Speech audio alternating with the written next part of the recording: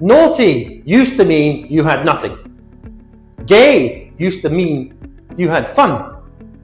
Terrific used to mean terrifying. This is called word change or semantic change. I've put a list together of some old words that have completely different meaning. So watch to the end, find out all of them. Semantic change does not happen overnight. It usually happens after big world events. World War I, World War II, 9/11, COVID-19. Let's look at some of these words and see how they changed, or maybe they were words that we already knew but weren't used in everyday life until a big event happened. Gay used to mean happy, cheerful. Now it means homosexual. They had a gay time at the party versus he came out as gay. Awful. Old word, full of awe, inspiring. Now it means terrible. The awful beauty of the mountains versus that food was awful. Are you nice? I'm sure you are. It used to mean foolish or silly. This is Middle English. Now it means pleasant and kind. He's a nice person. Silly. Old meaning happy, blessed, fortunate. Now it means foolish. That's a silly mistake. Guy. Old English from Guy Fawkes. Remember the 5th of November. Gunpowder, treason and plot. It used to mean a poorly dressed man. Now it means any man or any group. You guys. Those guys are my friends. Are you naughty? Old meaning having nothing. Naught. Zero. New means badly behaved. The naughty child refused to listen. Terrific. The old meaning was terrifying. The new meaning is excellent. So these show how meanings drift over time, and sometimes they even reverse completely. Let's look at some major events in the world that caused semantic change. 9/11. Sometimes even one event can permanently change language. 9/11, it's not just a date. It's not the phone number for the police in America, but it's an event that everyone can remember. It changed the world. Ground Zero once meant the center of an explosion. It's now tied to the World Trade Center. Let's roll. It became a phrase of courage from one of the passengers at 9/11, somebody that was there.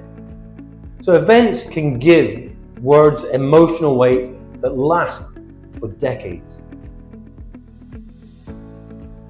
Brexit. This is about political change. But a lot of people do not understand that Brexit means Britain exiting the EU, the European Union. It inspired other blends like Grexit, with Greece exiting the European Union.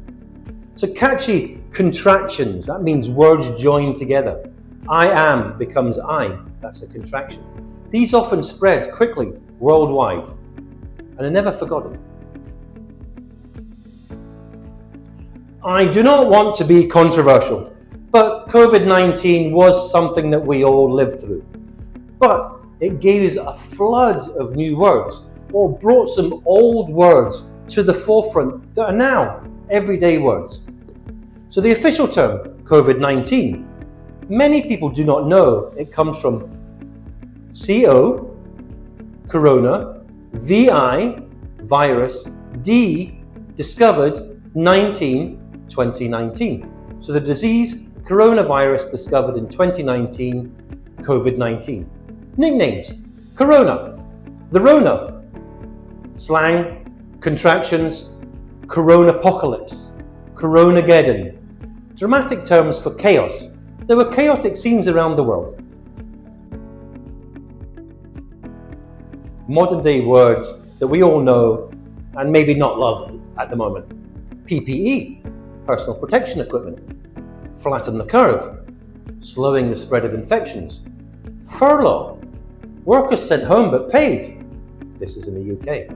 Lockdown, government closures. Everyday life words, self-isolating, staying at home alone. Social distancing, keeping a safe distance. Many people still do that. Blur's day, that's when every day feels the same. It's a blur, it's a day, it's Blur's day. New normal, life after COVID. Where were you during COVID? Let me know down in the comments below. Curfew, time restrictions in cities. Quarantines, remote teamwork. We were all on Zoom. We were quarantined. Perfect storm, when problems combine to make things worse.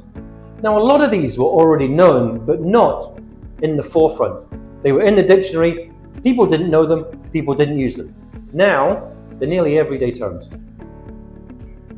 So that was semantic change.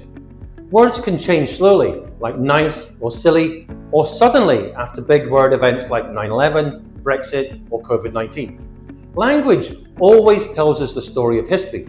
It shows us how people felt, what they feared, and what they created in response. Which example surprised you the most? How many do you use all the time? Do you know a word in your language that changed meaning? Share it in the comments down below. I would love to hear it. Don't forget, comment, like, subscribe, consider buying me a coffee. Thank you for watching all the way to the end. If you would like to see another video, click in this box right here, and I'll see you next time, guys. Bye-bye.